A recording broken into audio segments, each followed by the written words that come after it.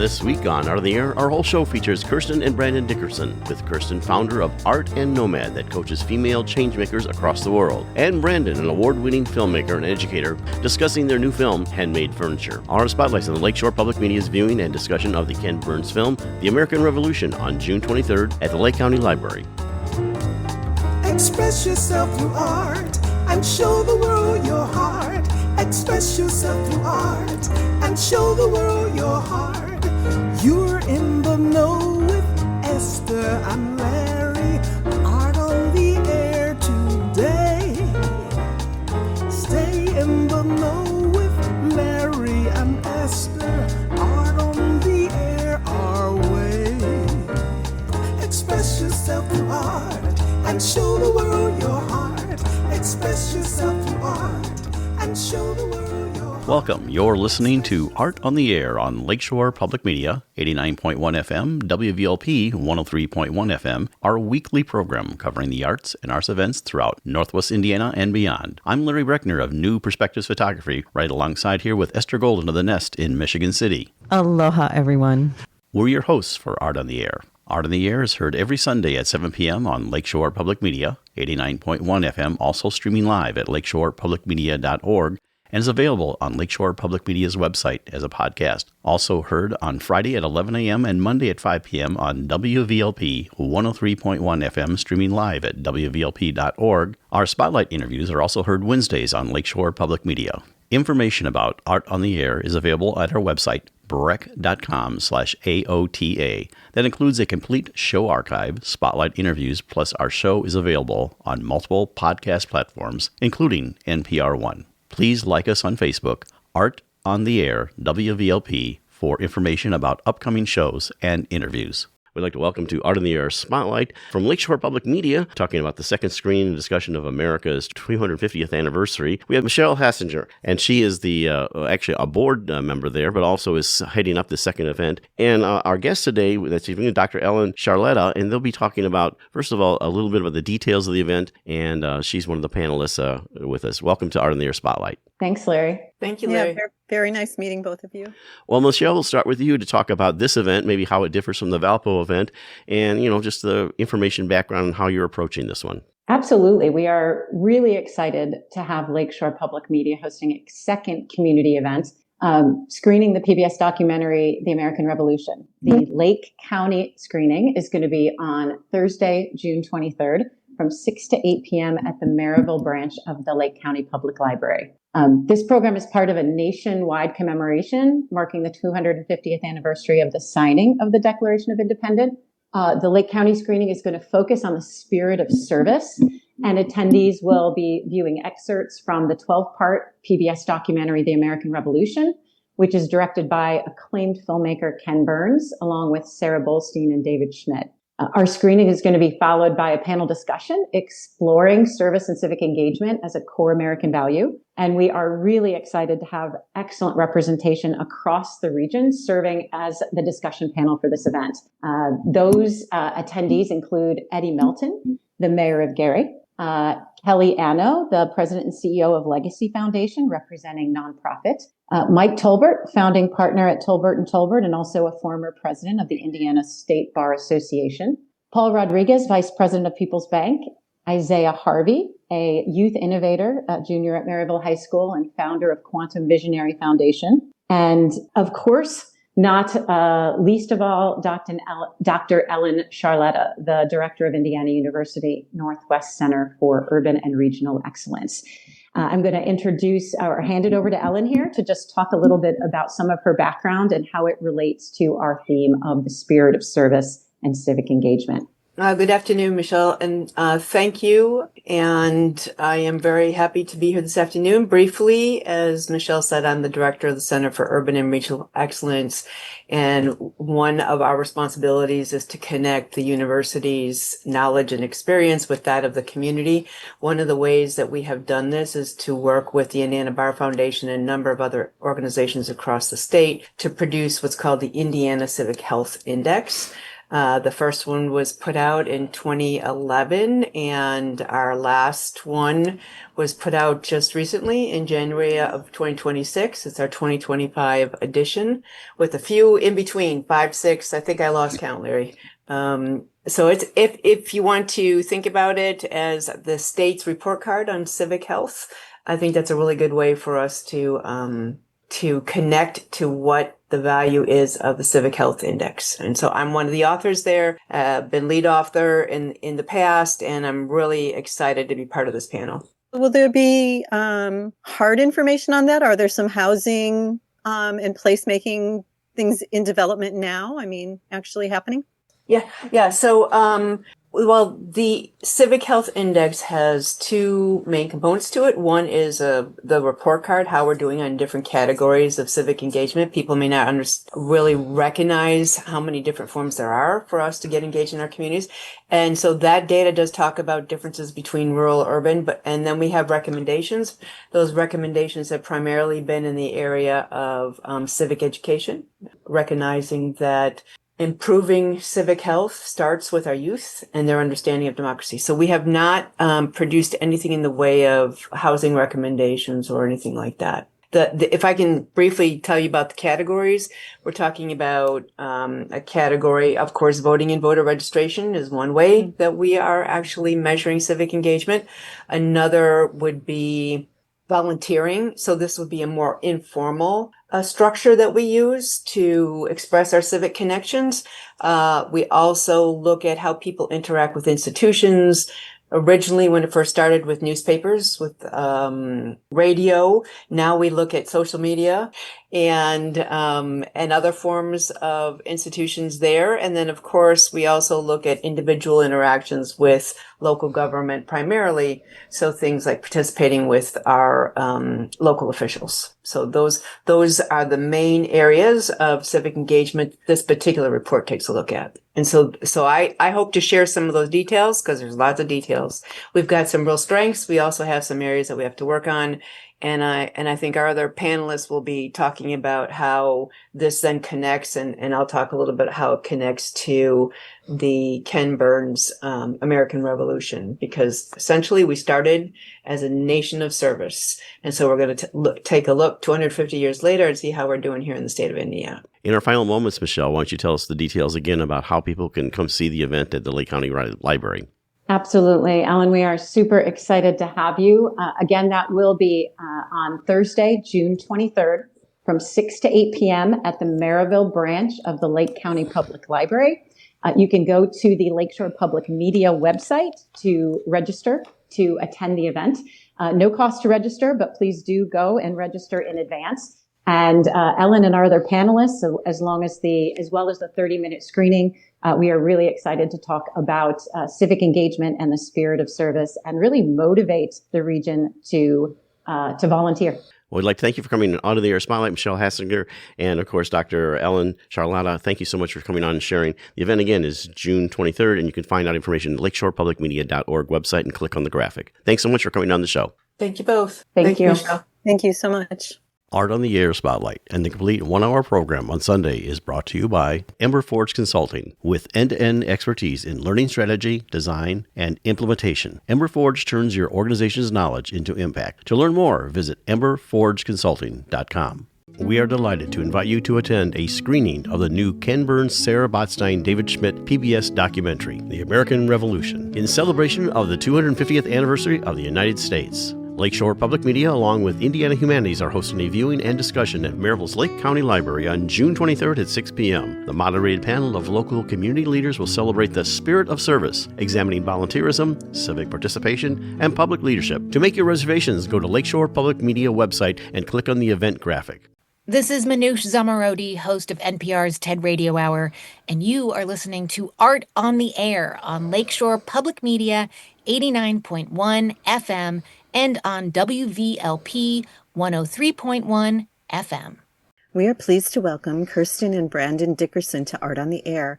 They are the founders of Artist and Nomad, an impact business focused on regenerative practices. They have decades of experience in both film and social impact initiatives involving artisans and people living on the margins of our global community. Handmade Future is their documentary film that explores the ethics, artistry, and equity of the global artisan sector, showcasing the beauty and importance of heritage crafts, the challenges faced by makers worldwide, and the inspiring people keeping artisan crafts alive.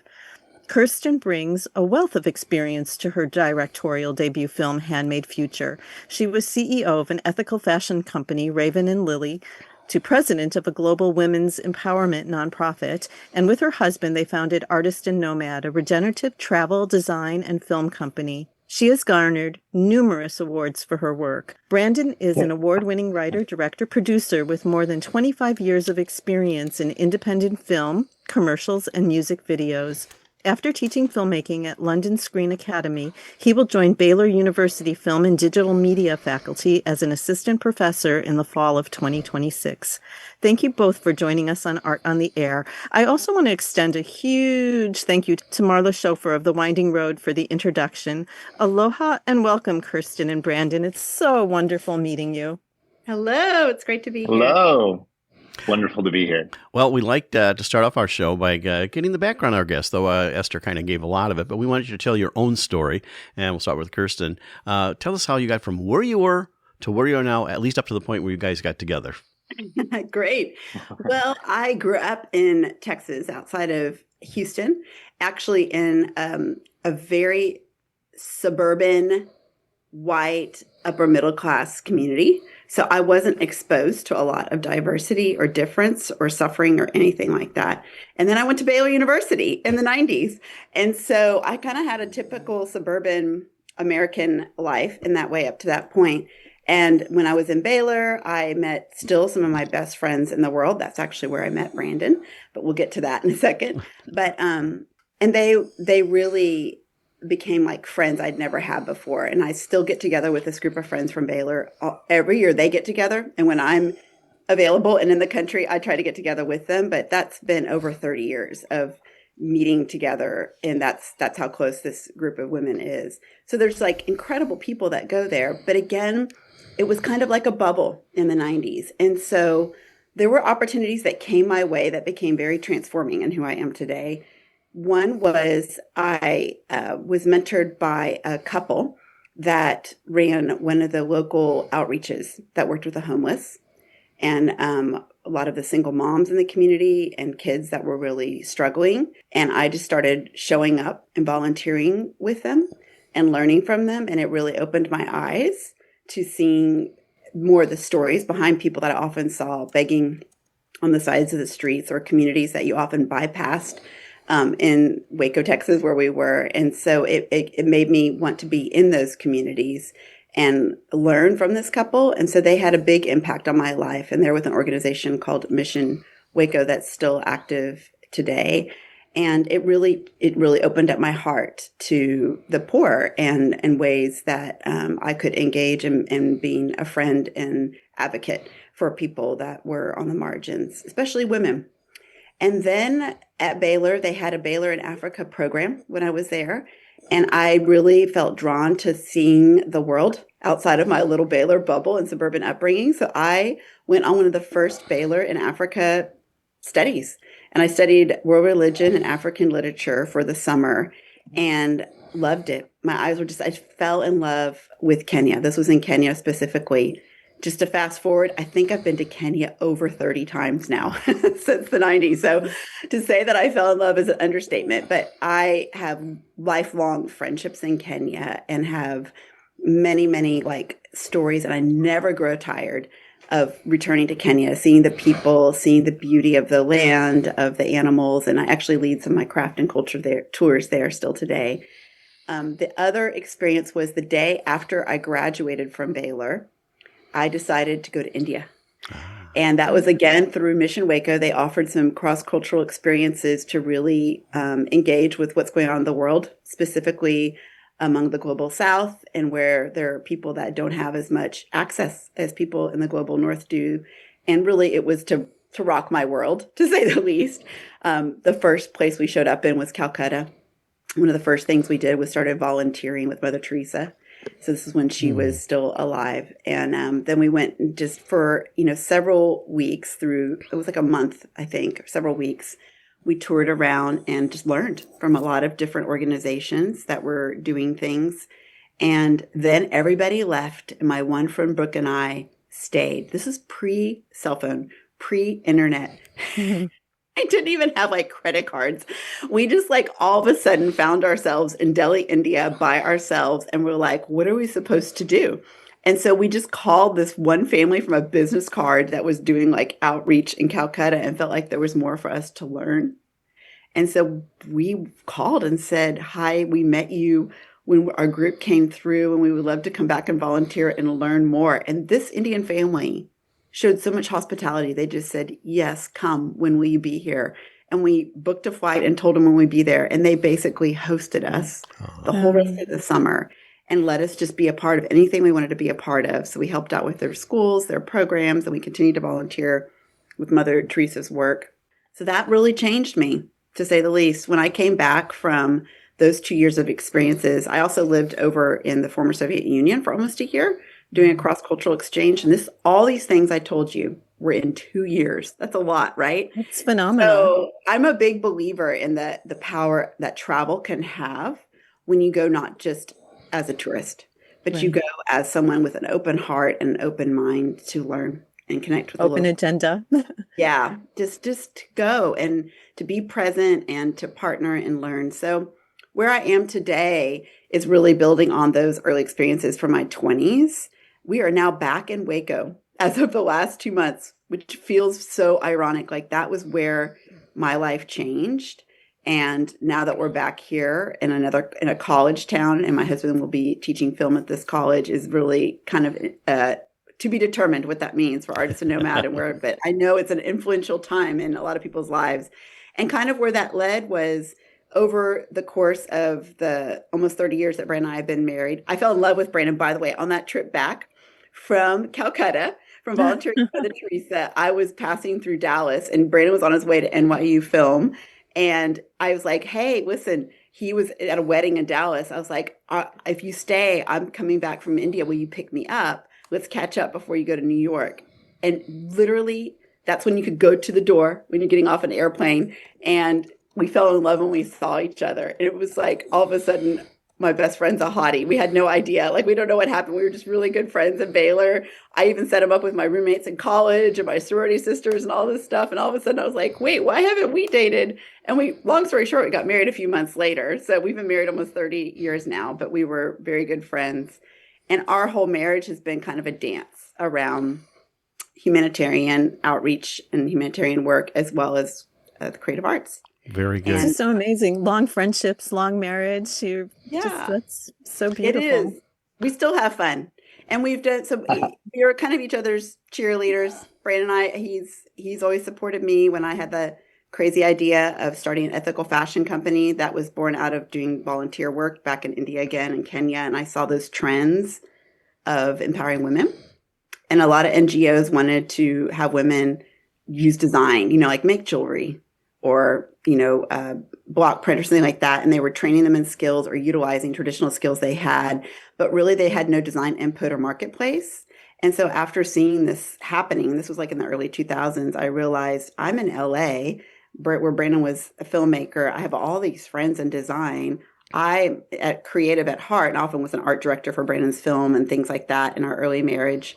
And I thought, why don't we just partner with these NGOs to help support what they're doing to help them design collections and open up that marketplace? And that ended up turning into Raven and Lily, which was one of the first ethical fashion companies here in the States. Well, I guess we now need to turn it over to Brandon and let him have a chance to give us his origin story, because we've taken it up to the time that you've met and everything. So Brandon, tell us all about your origins, how you got from where you were to where you are now.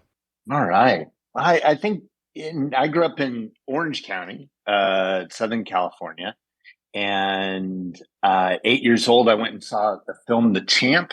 The Ricky Schroeder, John Boyd film, The Champ. So I'm a little young to see a emo boxing movie, but it wrecked me and it made me cry. at 8 years old. I remember the Brea Plaza Theater, very distinct memory. And then 2 weeks later, went back. I had gone with my aunt to see the film, and I went back with my parents. Same film, same theater, made me cry again. And I thought, what is this magic? How can you know everything that's going to happen and see it again, and it still gives you this emotional response? And so I asked my dad, what is this magic? He explained to me how films were made. And I declared at 8 years old that while all my friends wanted to play for the Dodgers or be firemen or astronauts, I wanted to be a filmmaker. And so it was a very young pursuit that I haven't given up on since I was 8 years old. And that turned into like a VHS camera and then a Super 8 camera, graduating from middle school and high school. So I'm one of those, I don't know if cliche is the right word, but the guy that was, making everyone in his neighborhood be in his films and shooting Super 8, shooting VHS, and knew that that's what I wanted to do. I ended up at Baylor University because of storytelling. I wanted to focus on English. And actually, coming from Southern California to Central Texas was an odd route. I actually ended up there by way of Aspen. I was a ski bum between my second half of my freshman year, and everyone that I met in Aspen had graduated from Baylor. Some family had gone to Baylor, so I knew about the university and ended up there for studying English. And it's interesting because Kirsten and I met early on at Baylor, and it's interesting because she talks about that story very different. I was kind of this surfer kid from Southern California, and she was what you call a bowhead, if it's okay to say that, sweetie. But it's true. I have pictures to show it. Like you wear a big bow and you have a lot of hair. So, and I also look really 90s hair. Yeah. I also look like Jeff Spicoli from Fast Times at the time. So it was kind of like we were very different. So we had both changed. We'd both gone on a big journey since that time. And then I started working after I graduated, started working for a label, 5 Minute Walk Records in the Bay Area, and just started doing music videos, which I loved. And that's how my sort of film career started. You heard the part about the airport and us falling in love. I was going to NYU for an intensive film program because I was bluffing my way through music videos. And then right when we got married, I started Spiral Films. We were married in the Bay Area, and I started my film company, which was basically music videos. And then that turned into commercials. And commercials, I had a really fortunate thing that happened where the first commercial that I did won a gold lion at Cannes, which was crazy. And so that was a good way to start a career. That really was just out of the blue. I did a pro bono commercial and it won this really prestigious award. And so my career took off to the point at which we had to move. I was always in LA. And so that moved us from the Bay Area to LA.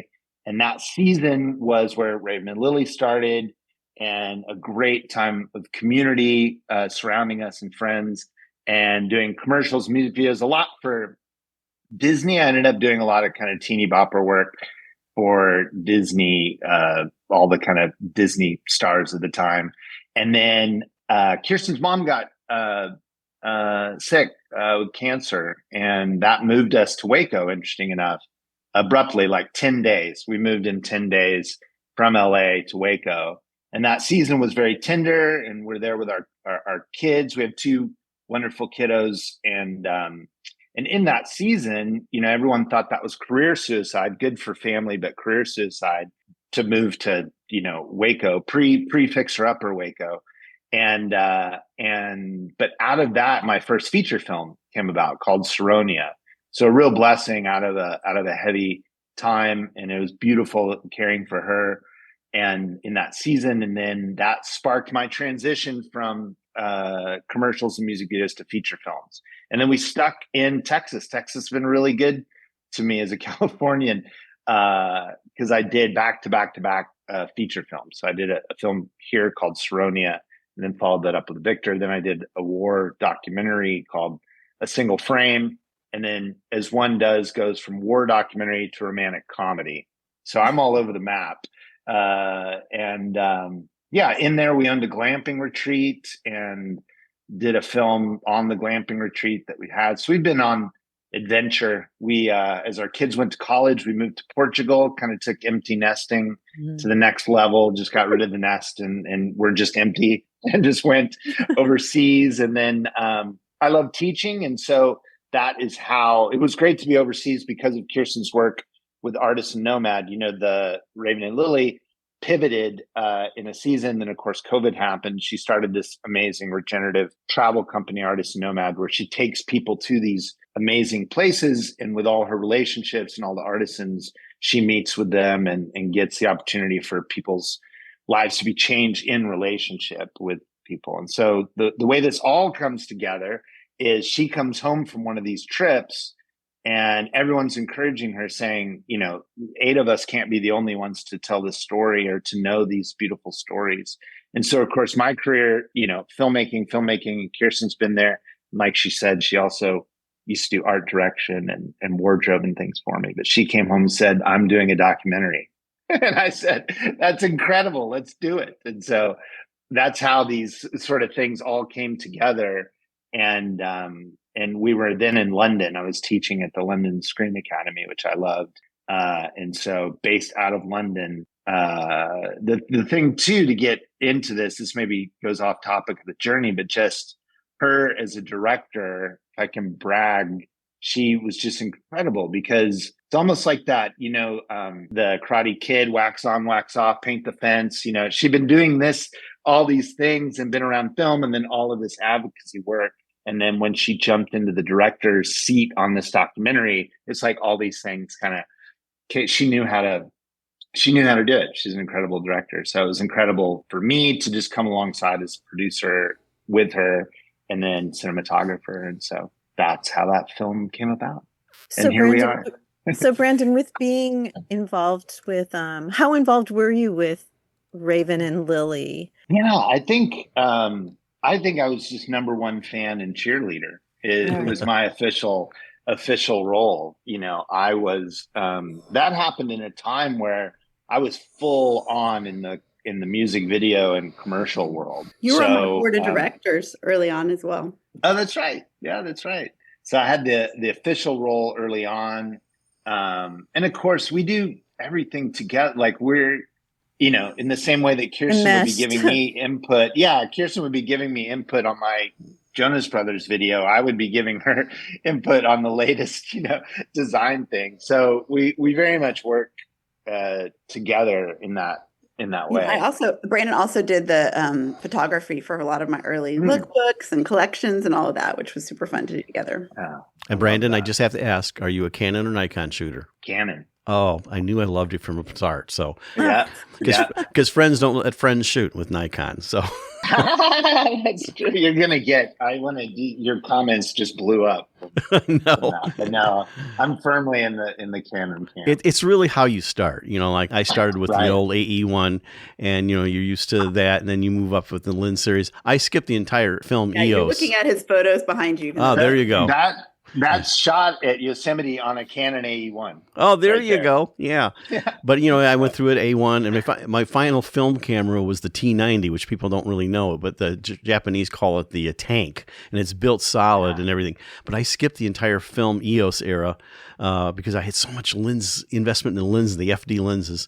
So long story short, I finally jumped in when the Canon 5D, the first affordable full frame came on, and you know went from there. So yeah, I still shoot the AE1 to this day. I still shoot that Canon AE1 all the time. I love it.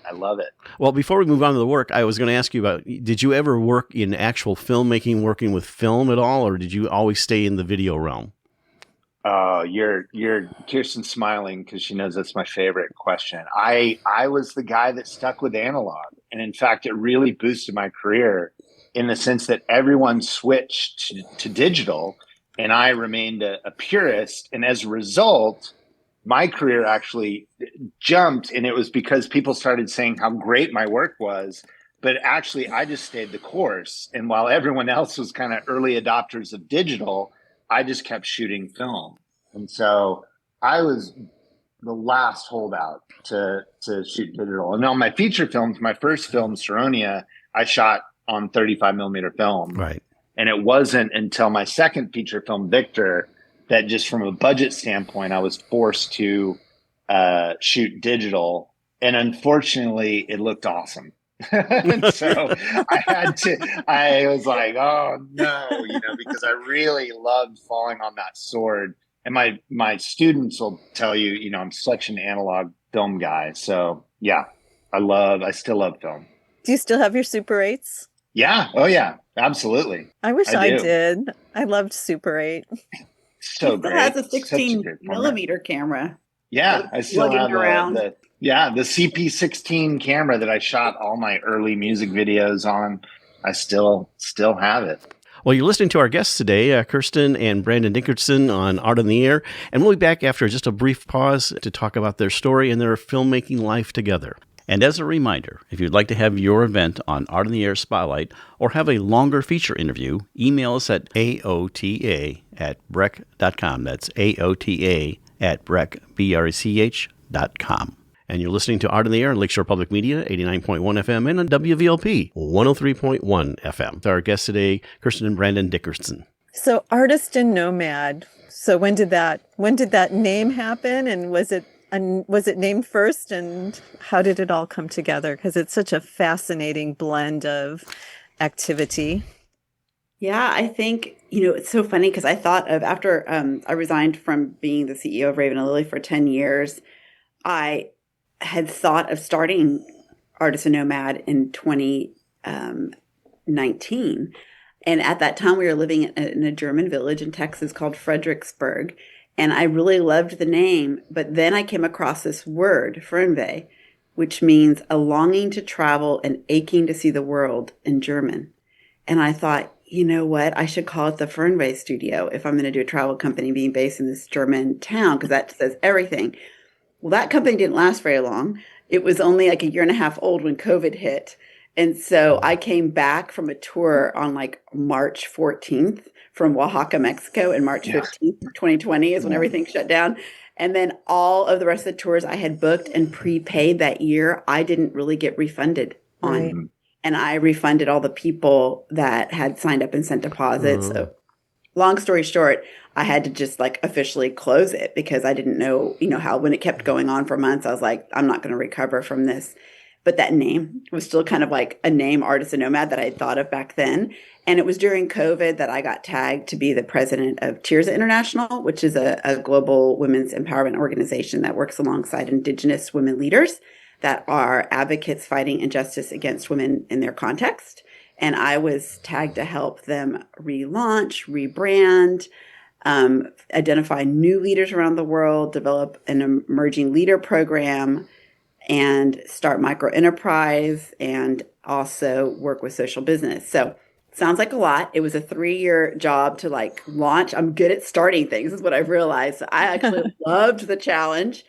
And some of my favorite, I loved working with these women. It was like in 35 countries and like translating like in 9 languages. Some of this curriculum and these things we were developing was very challenging, but also exciting because you were just putting it into the hands of these leaders that could develop it in their context and have these resources to do amazing things in their countries for women. And one of the things I loved the most was the social business part. And that was where during COVID, I did like 3 or 4 different projects, but one of them was renovating a retreat center in Nairobi that would be a social business. And it was during COVID. And so I took on the challenge of basically trying to decorate the whole thing, only working alongside artists and artisans in Kenya. And the reason I wanted to do that is because none of them were employed at the time. They couldn't do anything. And so it was kind of a way to give employment to people that were really not able to do much during the major lockdown. And I met some incredible artisans in Kenya through that. And then as a result, I wanted to know once the COVID restrictions were lifted, how I could support these incredible artisan leaders and what they were doing. And that's eventually, after my job finished with Tirza, where I got the idea for Artist and Nomad, is I wanted to know how could I continue to walk with some of these incredible artisan leaders that I've met through Raven and Lily, as well as Tirza. How do I pass on a lot of the knowledge and the connections that I have so that these incredible women would be able to have direct market access to sell their goods and to grow their business. And so part of what Artisan Nomad did was born out of those relationships of walking, continuing partnering with these incredible leaders. And for example, one of them named Isabel is in the documentary, and we've been partnering together for several years. She's a leader in Kenya that runs a workshop that supports multiple different artisans in Kenya that have no market access. And she's done really well in Kenya. But what's unusual about her that we talk about in the documentary is that almost every successful brand within Kenya, and especially internationally, is owned by an expat or a Westerner in Europe or America or Australia. There's hardly anything successful owned by Kenya, much less a Kenyan woman. So it became our challenge to figure out how to help her go from that point A to B. And so she actually was able to bring her first collection to Shop Object in New York last February. And that was after 2 years of walking together through Artisan Nomad mentorship behind the scenes. And so that's part of what Artisan Nomad started initially. And then the other part of it was these craft and culture tours where I could be like, I want other people to meet these incredible artisans and nonprofits that I've gotten to know over the years. And the reason we call it Artisan Nomads is because Brandon and I have been nomadic, as you've heard. We've moved around a lot. Yeah. And a lot of the cultures where I've worked are still nomadic cultures, and especially Northern Africa, at least in their heritage they were. And then artists, I think we're different artists in different way. And so it just sort of captured like the people we were working with, who we were, all the places we were traveling. And then the tours invite people to just come with me on an insider journey, partner with all these incredible people I know locally. You take artisan workshops, you visit these incredible NGOs or nonprofits, and we learn from locals about the history and the culture. And I think a lot of the women that travel would be sometimes women that maybe have never gone on a tour like that, but they feel safe to go with me because it's also elevated. I am a big fan of beauty. And I want people to see the beauty that all these cultures have, and that in a very authentic way. That's what people love to travel. But there's so much exploitation now with travel because of social media and all of that, that people go to the same things and it's just becomes tourism. And so I wanted to go deeper. And that's where that comes transformative, and kind of where Brandon was mentioning. People were like, how can more people experience this and see, especially with artisans, like how amazing it is to support arts and craft and why it's so valuable and why it should cost a little bit more, but what a difference it makes in the lives of people holding on to their heritage and their family's provision. And that's where I thought, you can't write a book about this. I don't actually want to grow a bigger company that's just doing tours, but maybe I do a documentary. So that was kind of where I couldn't sleep one night coming the end of a Morocco tour because they kept pushing me. Like, what, Kirsten, you've got to do something. And that was where the idea was born. So Kirsten, while you said you didn't grow up in poverty, were your parents involved with social issues? Is that why, do you think that was like resonant at all? No, not at all. Honestly, they weren't at all. I mean, I really was in a privileged suburban community. It actually gives me a lot of patience and compassion, recognizing that if you are from that community, you really don't understand what's going on in the world sometimes and what you're reading in the news, and especially if you get certain slants on what's happening, because your world is so insular and you're around so many people that are like you. And so that's why I enjoy inviting people to come with me. I really am very different than the majority of the people that I grew up with and I went to college with, but they're still my friends. And so I have this interesting life of being friends with people that, are on the margins and they're dear friends, people that are in these communities making a difference in their friends, and then people that are very much outside of that and doing really well in life and but don't have a lot of these worries that a lot of the people in the world have, but have influence. They have money and they have hearts. And I know that if I can invite them into these experiences, they're good at their core, and their hearts will open up and they'll want to engage and make a difference. And that's kind of what I'm doing. So have any of your Baylor friends gone on any of the trips with you? Yes, they have. It's been interesting. Early on when Brandon and I, we started Artisan Nomad together when we were in Portugal. And it was so fun when we did our first retreats in Portugal and then tours to see people from would you say, Brandon, high school? Go back to high school, wanting to like all of a sudden come visit us, come join these things. It's been a great way with our nomadic life to have people from every chapter come back through. And so we have been able to stay in touch with a lot of people through Artisan Nomad who have joined the tours from high school, Baylor, LA, Austin, Fredericksburg, everywhere we've lived, to be honest. You know, that brings me back to your time in Portugal when you were empty nesters, so to speak. Tell us about that experience. I had some good friends of ours who were from Northwest Indiana, and they decided to go to Portugal and live and everything. But, you know, tell us about the experience. I mean, that's I don't assume either one of you speak Portuguese or everything like that, or learn it and everything. But yeah, tell us about that experience of being in Portugal. You would assume after 3 years, one of us would speak Portuguese well, and only Kirsten. I really struggled with the language. I love the culture. For us, we had that when Kirsten became the CEO of Tirza and was traveling so much. And I had a commissioned screenplay. Kids were going off to school, and so I could write anywhere. And then I also wanted to teach more, so I was going to get a master's. So all of these things, we had a checklist of get on that side of the pond so we can be closer to Kirsten's travel. Needs to be less expensive than the States. Needs to be immigrant friendly, that you can come in, you know, and be a place where you're welcomed. And then Kirsten would make sure that I note, and it is very true, that it needed to be near the ocean, because I had the Californian that had been landlocked for a decade in Texas was eager to get back to the ocean. So if those are your criteria, the surfer, pretty much, in case that wasn't clear, he loves surfing. I do love surfing, and there's surfing in Waco, by the way, at Waco Surf, to be noted.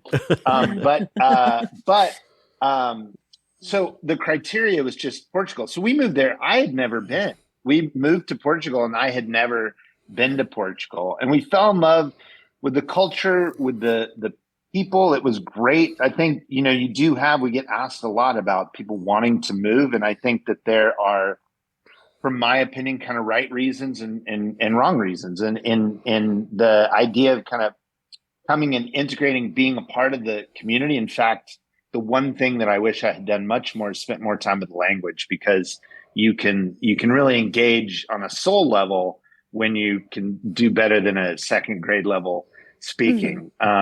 So those that were engaging that way, I think, are having a fantastic experience. Those that are just wanting to kind of create a bubble within it for all the culture and you know, great medical resources and that, I think it's less spectacular. And you're starting to see a little bit. I mean, it rose like 500%. People coming from out of from America.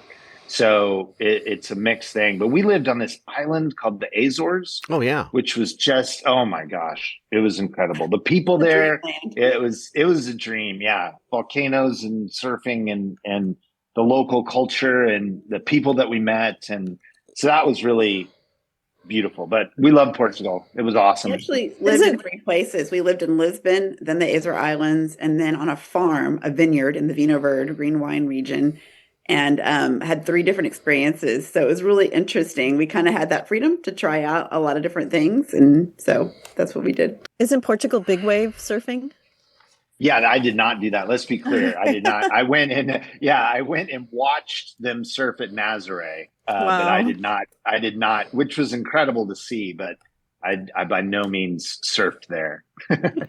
You're listening to our guests today, Kirsten and Brandon Dickerson, on Art on the Air on Lakeshore Public Media, 89.1 FM, and on WVLP, 103.1 FM.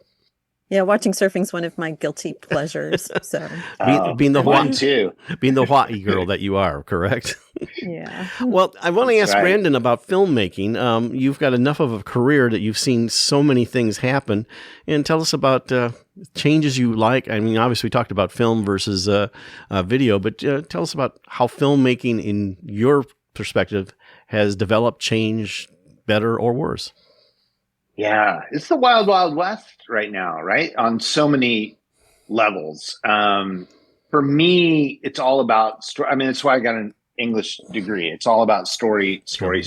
And then I'm less interested in kind of new technologies, but I follow them. And as a teacher, as a prof, obviously I need to be at the forefront of understanding what's going on. And just recently, like the idea of the growing micro drama I'll be honest, that is really difficult for me on two levels.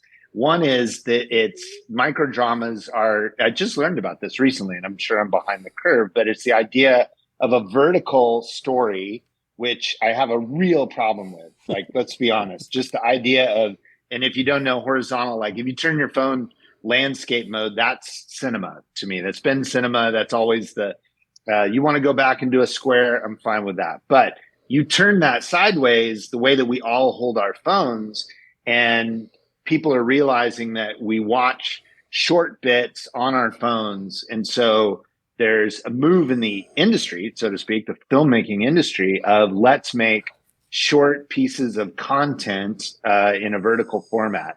I am troubled by this. I am really troubled by this because I think we're losing our ability to be present, to just dwell in the moment, to slow down. I mean, this is where you see Kirsten and I really come together on, more contemplative, more thoughtful ideas. The idea of going on a trip, and these trips that Kirsten leads are not fast. They're slow and you pause. And that's my feeling towards cinema. No surprise. I love being in a theater, sitting down, watching it all unfold. But I'm mindful that and it's interesting with my students, I'm thinking about how to talk to them about making a living in this new landscape. Whereas the films, but probably my first film, or even my films that sort of went indie films and festivals, and a few of them end up on Netflix, that world really isn't quite there anymore. So I need to be mindful of where things are. But I like slow, I like thoughtful, I like analog. And so in the same way, Esther, you're talking about the technology before we jumped on, I'm challenged by it, and I'm trying to find bridges. I'm trying to find ways to get future filmmakers to think of where we've been and where we are. And I don't know if I'm going to be the guy that's saying, let's flip our phone sideways and tell stories in 90 seconds. Right. Well, the BBC actually did the news format. They were presenting news in a vertical format. And so there's that tell trend. And you talk about microdramas, and sometimes you can see them like in, there's these like little 2 or 3 minute things where almost like a little soap opera thing that happens like about 3 minutes. And, there's a lot of times online, and it's like, so it's going to be a tough road to hold. And, the other thing, I did a theater career, and my students, I'd always talk to them about show business and how it's really a business and how tough it is. I says, you just don't go through that, get a theater degree, and instantly you got a job. And so, it must be the same thing. It's true. For filmmaking. Yeah, it is. There's a lot of. I literally start every class by saying there's too much business in show business, but you need to know that. Right. Like if you want to survive and thrive, you've got to be mindful of the realities of that. And we want to make livings and tell meaningful and impactful stories. And we're not, also want to say, we're all susceptible to this, right? I mean, I say this as this sort of, I'm, the cinema guy, and then we're going to turn off this thing and I'm going to start looking at some 90-second thing on my phone. It's like, I understand the addictive nature of it. And so I think we have to be intentional about slowing down, because the algorithm's after us. So, Kirsten, so when you're in Kenya, how did you choose weavers? There are so many different crafts. So I'm kind of interested in, with all these countries, how you gravitated towards certain crafts. Well, when I came back from that Morocco trip specifically, it's interesting just to tag off of what Brandon said to answer your question. Because my background was also in business, I've had to give a lot of pitches when I had that ethical fashion company to raise a lot of money for it. So I came home and just said, what do I need to put in a film pitch pack? And so Brandon just sent me an example, but it was like within a few days, I was like, how's this? I put together a pitch packet, and I was like ready to raise the money for this film. I was just like, I've got a vision for it. I'm ready to make it happen. So this, mind you, is November. So all I did was just sit on who am I supposed to ask, and I just really, thought about it and prayed about it. And there were about 5 or 6 people that were really strong on my mind. So that's all I started with, was to send a pitch packet to those and did sort of the process I would have done when I was like raising money and doing different series of raises when I had a for-profit business, was like applying it to documentary. And this is a nonprofit documentary. But again, nonprofits are also businesses. I've like learned you have to run everything well. And what's interesting for you to know is that all the people, I would say 90% of the people that have donated to the nonprofit to fund this film have traveled with me. And so this film is because they all understood what I was going to say. Yeah. And when I thought about that pitch packet, I had to think of like, who would I feature in this film? Because I know so many artisans all over the world. I mean, dozens and dozens and dozens of every sector. I always tell people, if you want to source something ethically and artisan made, you can just name the category and I can help you find that person, because I've had those kinds of connections or people that are like peers in the space that could help make those connections. Right. And so I really wanted it to be not an expensive film. And so, Brandon and I doing it together as a nonprofit could offer a lot of our skills and experiences to the film. And then we did an equity model. And then I looked at where was I traveling that next year. And so a lot of that narrowed in what artisan groups I would do. And a lot of my tours are in Portugal, Morocco, India, Kenya. I was living in England and I'm from the US. And I had a tour this summer in Oaxaca. So basically, those were all the places that I thought of, like where I was going to be doing tours that next couple of years, where I could go early, stay longer, or go back a couple of times connecting to tours. And then I looked at, there's multiple people I know in the artisan sector in each of those countries. So then I just looked at the variety of stories and examples, both of craft, as well as when it's a family versus a larger cooperative, as well as fair trade models, direct trade models. I looked at all of the different things and then tried to put together 6 countries with 9 different artisan stories to follow, just to give you a glimpse of the nuances within the global handmade artisan sector. So that's kind of how I did that. Yeah. And so weavers are so visually interesting too. I'm a weaver. I mean, that's where I started. My discipline is weaving in textiles. And so, I see the weaving specifically. I'm a textile junkie. So of course, but that was actually a problem, is because I know way too many weavers, but I had to like balance it with those things. So you have like the Moroccan rug weavers, and then you have the cotton loom weavers, and then you have the Kenyan basket weavers, and then you have the Oaxaca backstrap weavers. I snuck it in a lot. Well, we're close to the end here, but I wanted to ask this question real quick of both of you. And now I know you're settling into a new gig there in Waco, but is there something that you'd like to do that you haven't done yet? Ooh, what a great question. Kirsten and Baylor actually reminded me that I'm a producer.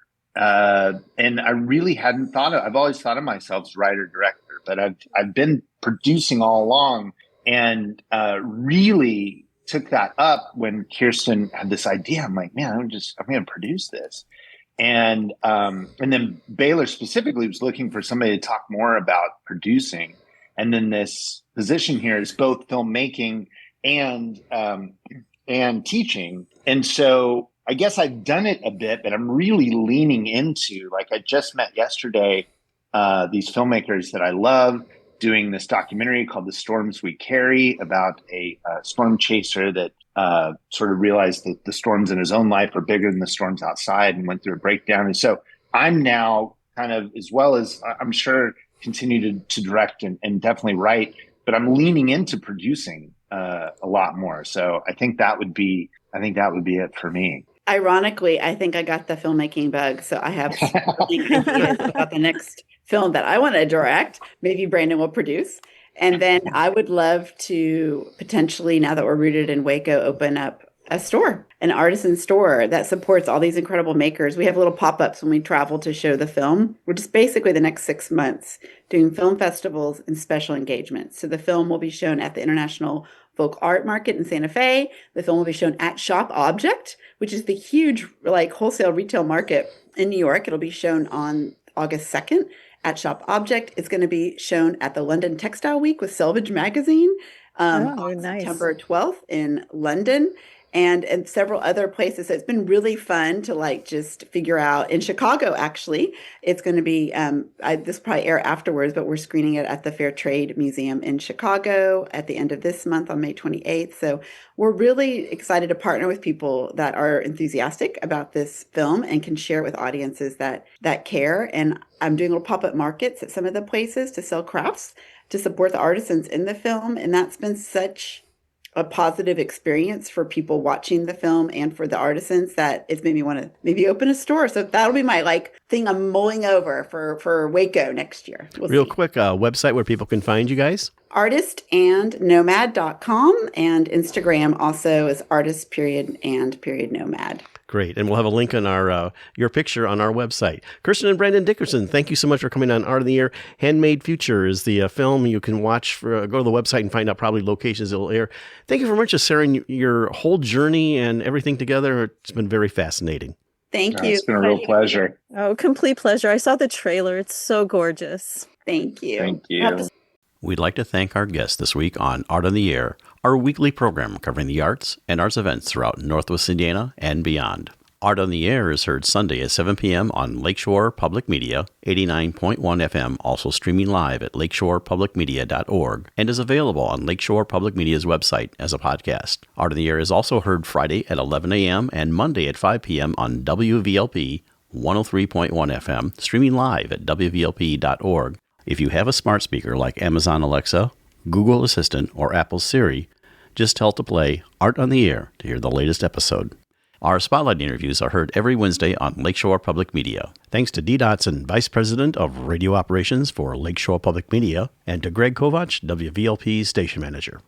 Our theme music is by Billy Foster with a vocal by Renee Foster. We'd like to thank our current underwriters for Lakeshore Public Media, Ember Forge Consulting, thoughtful marketing and digital learning built to express your purpose and grow your reach. Learn more at emberforgeconsulting.com/grow.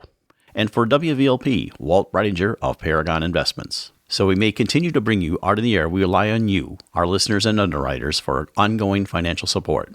If you're looking to support Art on the Air, we have information on our website at breck.com/AOTA, where you can find out how to become a supporter or underwriter of our program in whatever amount you are able. And like I say every week, don't give till it hurts. Give till it feels good. You'll feel so good about supporting Art on the Air. If you're interested in being a guest or send us information about your arts-related event or exhibit, please email us at aota@breck.com. That's aota@breck.com, or contact us through our Facebook page. Your hosts were Larry Breckner and Esther Golden, and we invite you back next week for another episode of Art on the Air.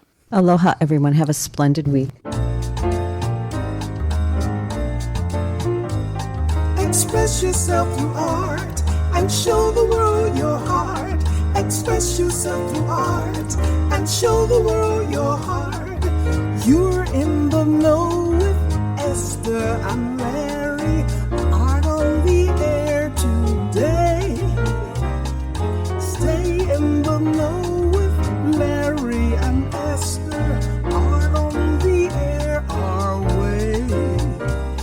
Express yourself through art and show the world your heart.